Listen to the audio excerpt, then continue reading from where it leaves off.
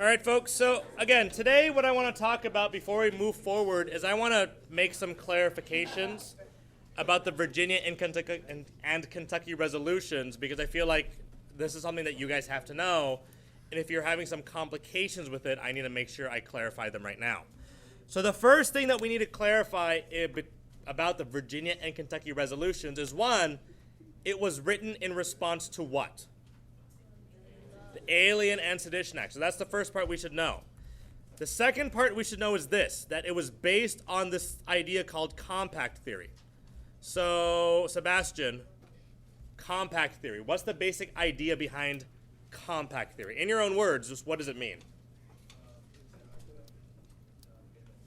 That the federal government was made by the states. So if you guys didn't get that before, compact theory suggests that the federal government was created by the states, okay? The reason why that's important is that if the federal government was created by the states, then who's more powerful? The states, because if, let's say I'm the state, I made you. And so if I made you, can I take you back or can I destroy you? Yes, because the only reason why you exist is because of me. So another way to put this is this, folks. Because I created you, do I have certain authorities over you?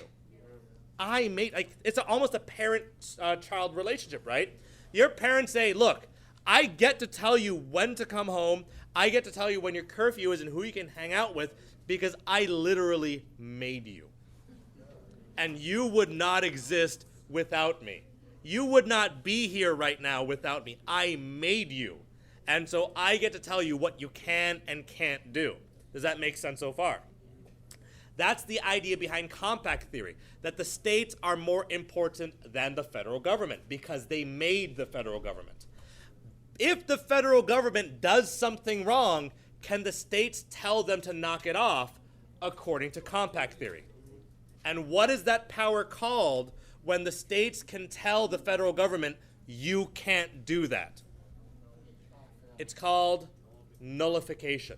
So you should also know this idea called nullification. If you don't already have that, which I think you do, you should be aware of the idea of nullification, which means what?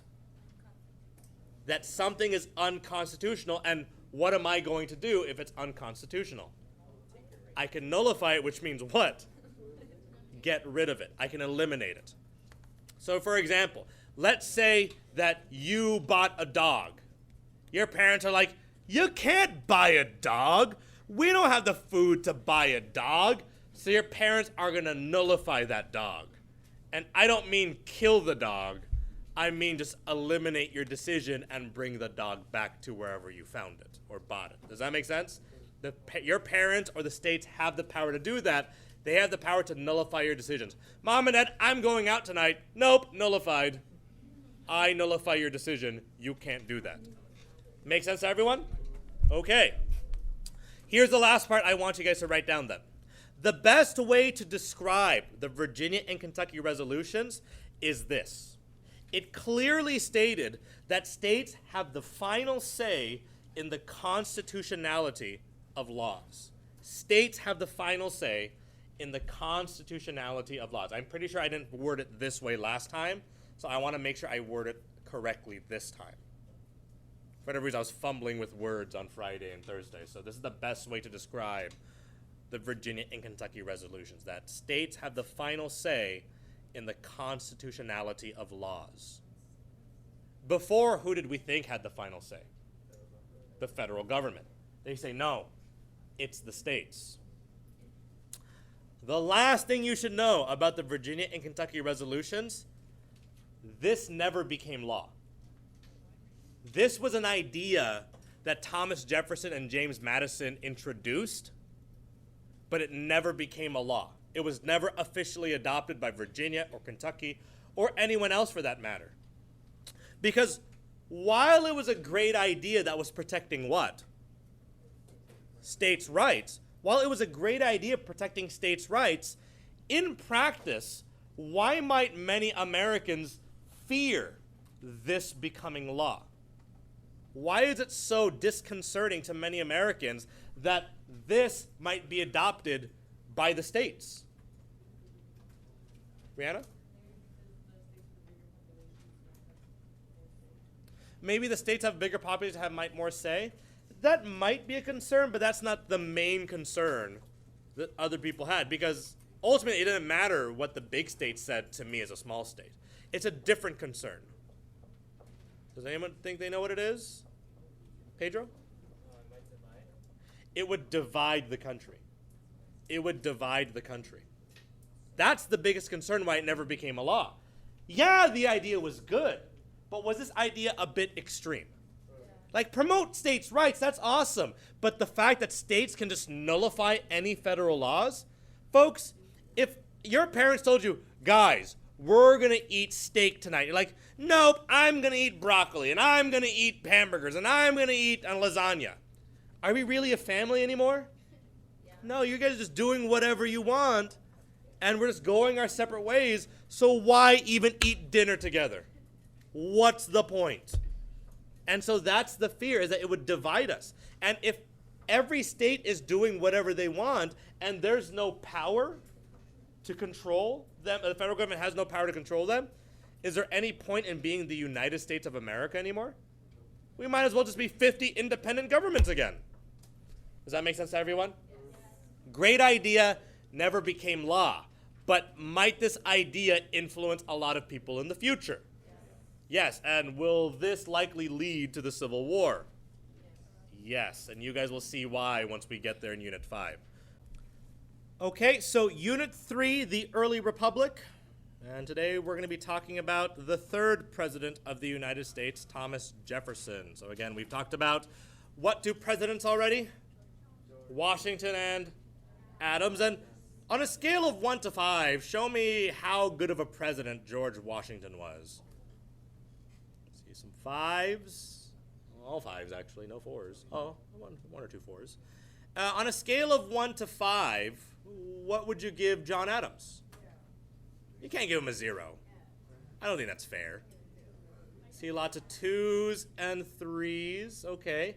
Is it fair to give John Adams a 1? I don't think so, because did he do some good things? He built the Navy, he tried to avoid political parties, he tried to avoid war. So that might give him at least a 2, maybe even a 3. But what really knocks John Adams down in terms of score? The Alien and Sedition Acts. And so, could he ever achieve a 4 there? Probably not, because he just wasn't that successful as a president. Anyway, today we're going to talk about Thomas Jefferson. So that brings us to the election of 1800. In the election of 1800, folks, the Federalists nominate John Adams. Even though they don't like him, do they really have any other option? It's just John Adams. And John Adams does have a good chance of winning because he's already what? He's already the president. And if you're already the president, do you have an advantage of winning the presidency again? Yeah. Does anyone know what that advantage is called? Or what do you call a person who's running for office that currently holds that office?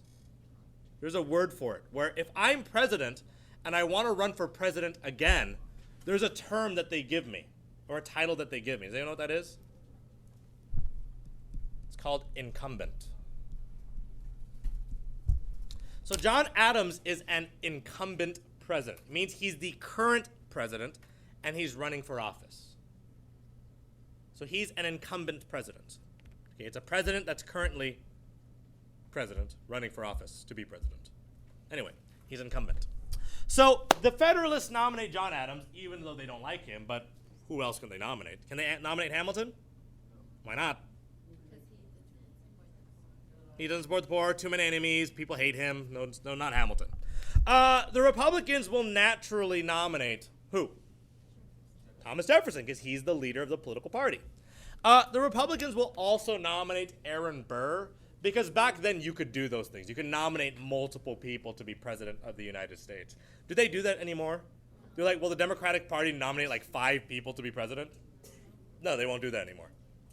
Anyway, so the Federalists nominate Adams, the Republicans nominate Jefferson. In their campaigns,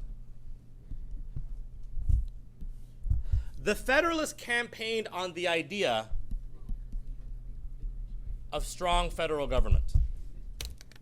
So when the Federalists campaigned, they campaigned on the idea of strong federal government.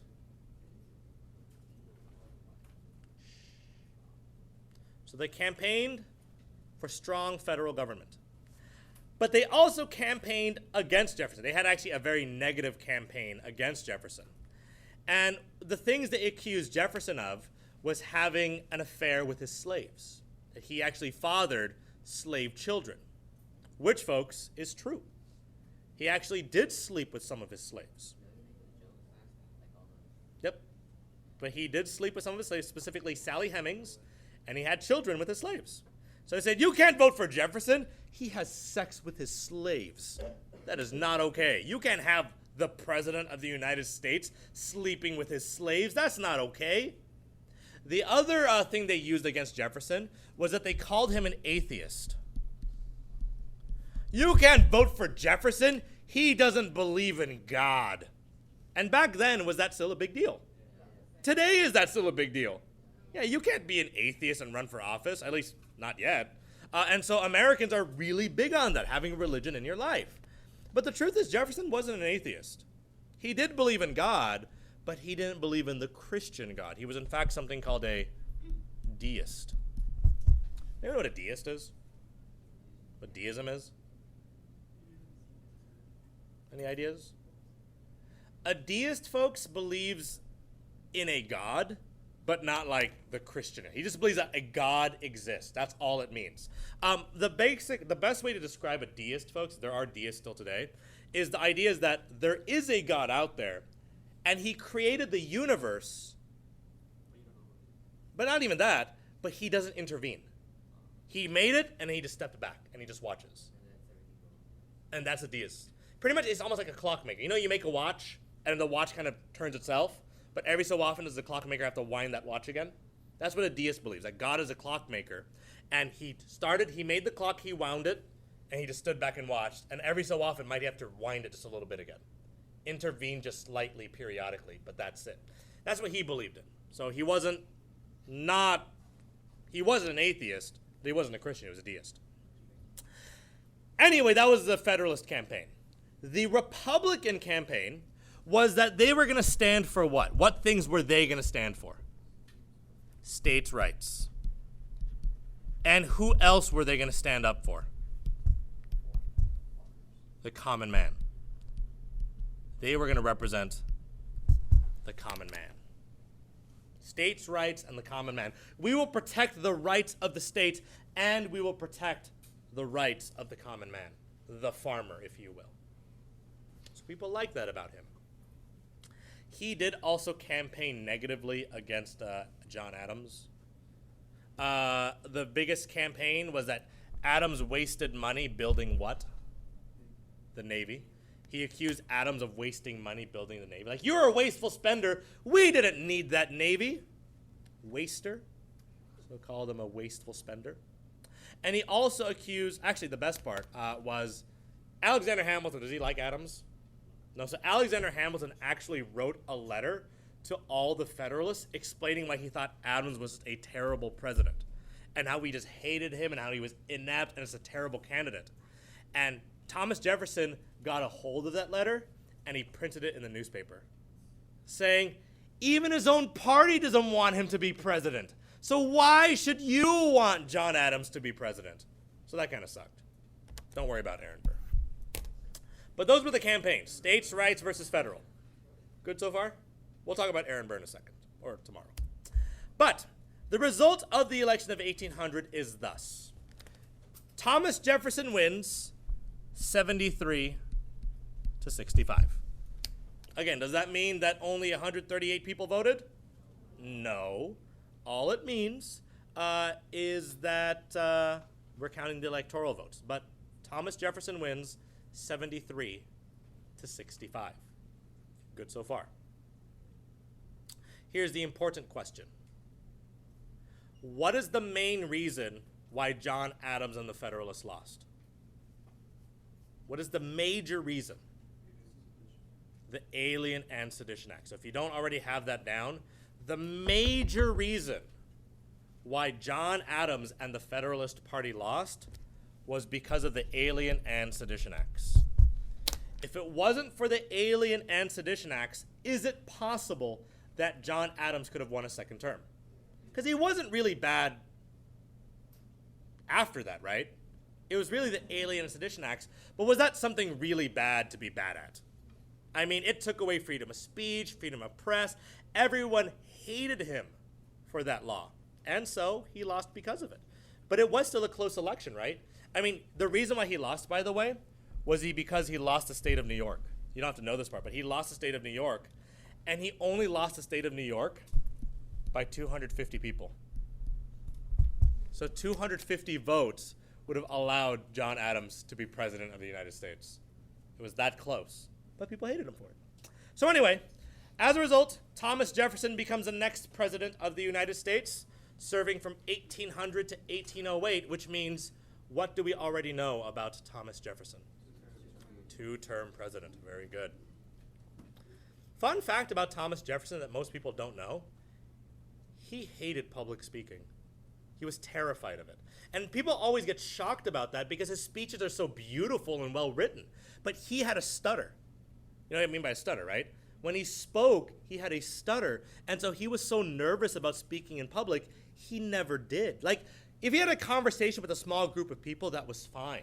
But he was so almost like paralyzed by nervousness, he never spoke in public because he hated it. And so he would write these speeches, like the State of the Union address that Obama gives like every year. He would write them, and then he would send that letter to Congress with a clerk, and the clerk would have to read it to Congress. But he would never read his own speeches because he was so terrified and nervous of it. And so he created this tradition that the president never speaks to Congress until 1912 when Wilson became president. He's like, no, I'm president. I'm going to speak before Congress. So 100 years before a president speaks before Congress again because this guy was nervous about it. But anyway, he becomes president of the United States, serves 2 terms. So let's talk about President Thomas Jefferson. Here he is fighting guerrillas and showing them what's what about the Declaration of Independence. He's like, read it! I'll punch you in the face if you don't.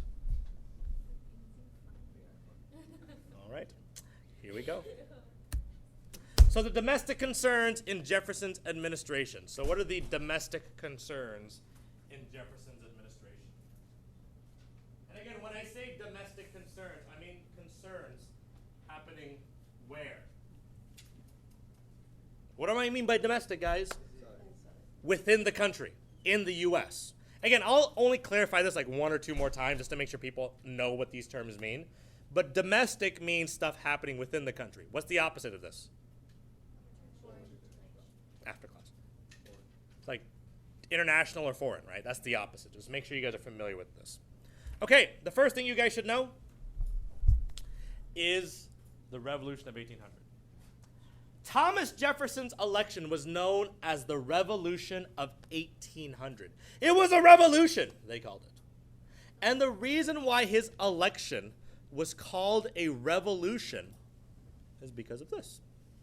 Let's go back a bit. During the American Revolution, why was it a revolution? Because what did we change? We changed our government from what to what? A king to a president. And was that a really big deal? It was a huge deal to go from a king to a president. And in order to have that revolution, what did we have to do? We had to fight for it. We spilled blood for it. But now there's this new revolution in 1800 where we're shifting from what type of government to what type of government? A federalist to a Republican government. Now, in this shift from a federalist president to a Republican president, did we have to fight a war? Was a war fought? No, there was no war fought. Now, if you're in England and one family's in charge and then like 30 years later another family's in charge, usually how did that happen? Through fighting or war. But we didn't fight a war here. We changed the government without fighting, which means we had a bloodless revolution. That's a big deal, isn't it? We changed parties without violence, which means what's working? The government. Democracy is working. And so, folks, the revolutionary part about this, and here's this the genius way to put it down, is that this was a revolution by the ballot, not what? It was a revolution by the ballot, not what? The people. No, not the people. It was a revolution by the people. It was a revolution by the ballot, not what? Not blood. I'm more creative than that. Not the bullet. Isn't that genius? Isn't that just like brilliant? Like, Mr. King, how do you do it? Like, I don't know, I just think about these things all night. I'm like, by the ballot, not the bullet. But folks, that's what it was. Before this, all revolutions were changed how? With fighting. But now, how did we change government? By voting. With a constitution, with democracy. And is that a big deal? That's a huge deal. Because, folks, let's continue. This was a peaceful transition. You don't have to write down the quote. But this was a peaceful, you don't have to, just write down peaceful transition. This was a peaceful transition. Could we have killed each other over this?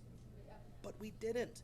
And he even said, the will of the majority is in all cases to prevail, which means who will always win? The majority. The majority will always win. But the minority possess their equal rights, which equal law must protect, and to violate would be oppression. But what are we not allowed to do? Or what should we not do? We're allowed to rule, but what shouldn't we do according to that second part of the statement? Violate the rights of who? Not just the people. Who? The minority. Folks, if I won the election, I'm a Democratic Republican, that means the Republicans are now the majority, right? Which means who's in the minority? The Federalists. And what could I potentially do to the Federalists? I can neglect them, get rid of them. Could I torture them maybe? Because isn't that what the Federalists did to the Democratic Republicans? They took away our rights, freedom of speech, freedom of press. And so the Federalists like, oh crap, the Republicans are now president, they're going to hurt us all. But Jefferson says, guys, calm down. No, I'm not going to do that. I'm going to work with you. And is that revolutionary? So we'll talk more about this tomorrow, folks. You might have a quiz tomorrow. So you might want to study for that. Otherwise, have a good day. See you later.